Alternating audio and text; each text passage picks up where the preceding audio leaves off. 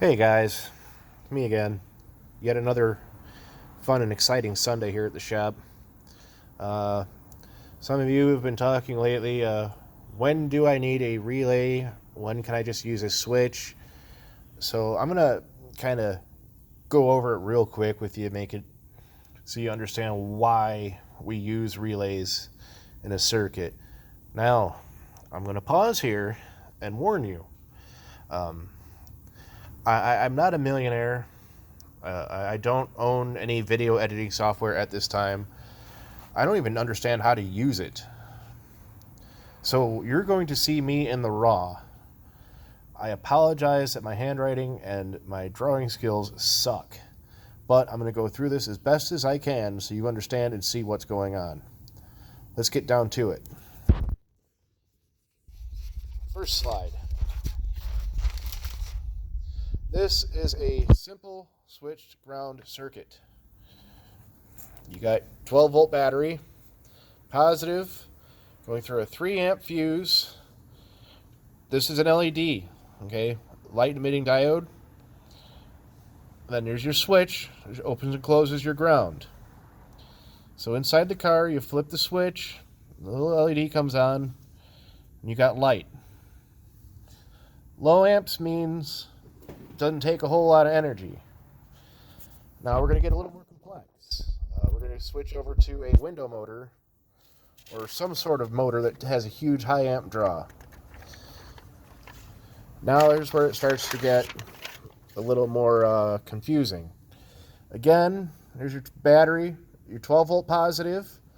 This is your negative terminal. I'm going to throw in another symbol. This is ground. So that'd be like grounding out to like your engine block or your frame or what have you. So when you get to the other end of the circuit, I'm not just drawing a line all the way back and around and just making it look goofy. I just have the motor grounding out to chassis. M for motor. Now, back again, you got your 3 amp fuse protecting a relay, which is this item here. I put a gray box around it so you guys can see it. I got a 50 amp fuse that comes around to the other side of the relay. Right now the relay is dead. You can see the switch is open. What happens is when you close the switch on the winding side of the relay, terminals 85 and 86 if you're playing at home, it doesn't take a whole lot of amps to operate the relay. If you were to go straight 50 amps through the switch to the motor, you're going to be pulling all sorts of amps. This switch is going to heat up and potentially burn.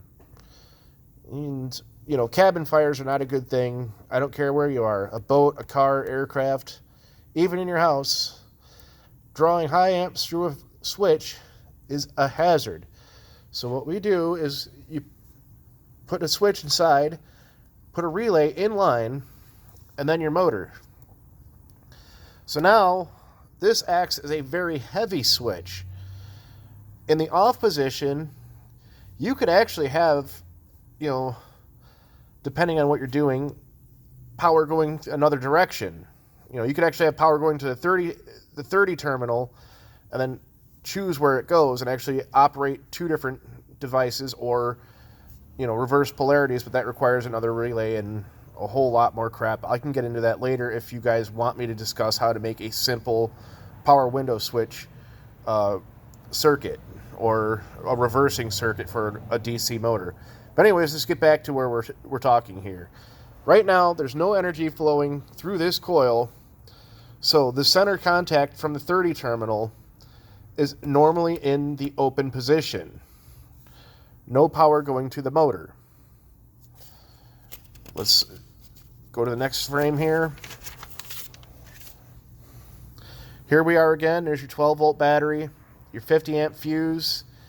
This time the switch is closed, which allows the flow of power through the primary side of your relay from 86 to 85, or 85 through 86, depending on which way you're wanting to look at it. Now, this contact swings from 87 to 87A, allowing the 12 volt with 50 amps to come through the relay, out through the 30 terminal, activating the motor. You can see it's vibrating there. Awesome graphics, guys. Can't tell you how impressed I am with my graphics artist. And then out to the ground.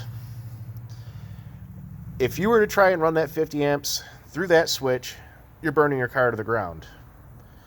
That's why we have relays.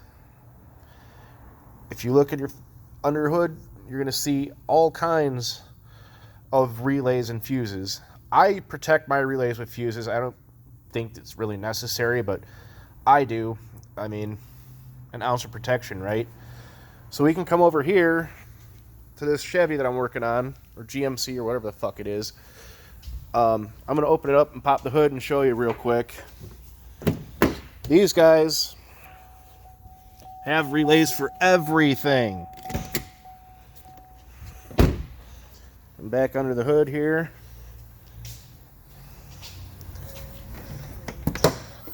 Impressive that I could do this one-handed.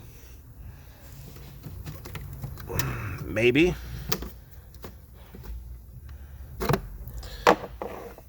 So here's all your relays. You know, you're going to have like, we'll just say for sake of argument, this is your horn relay. The horn takes, you know, we'll say 15 amps. You don't want 15 amps in the cabin. You want that high amp crap out here. You close the relay using your horn switch. This relay clicks, sends juice to your horn. Then we'll say each one of your headlamps has its own relay and its own fuse to protect it. You'll have one single contact in the headlight switch, energizing 2 relays. Each relay then sends power to its respective headlamp. A lot of these cars these days all have redundancies built in for that reason. You know, one goes bad, you still got lamps. We'll say this is a fan relay. If I could pull this out of here,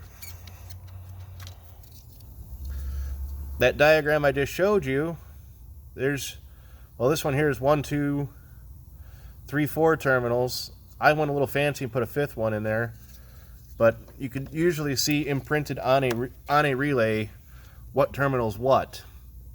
With that said, if you know that it's supposed to be in normal off position, you could take a jumper wire from your 30 to your 87 and nothing's going to happen. But if you take your jumper wire from your 30 to your 87A, we'll say your cooling fan will turn on. You know, and if that's just one way to test to ensure that the circuit is working properly. Yeah. So that's relays. Any other questions, comments, concerns, threats? I am looking for somebody that can help me shoot these videos, and maybe we can make them look a little bit better. I don't really care about getting YouTube paid. You know, I make enough. I'm doing this strictly just to help you guys out. I don't care. I mean, so, yeah. Why don't you go ahead and do that whole, what do they call that? Like and subscribe crap. If you have anything you want to say, just go ahead and put it in the comments below. I'll get to you as quick as I can. I promise. I always do. Yeah. I gotta get back to work before I get in trouble. We'll see you.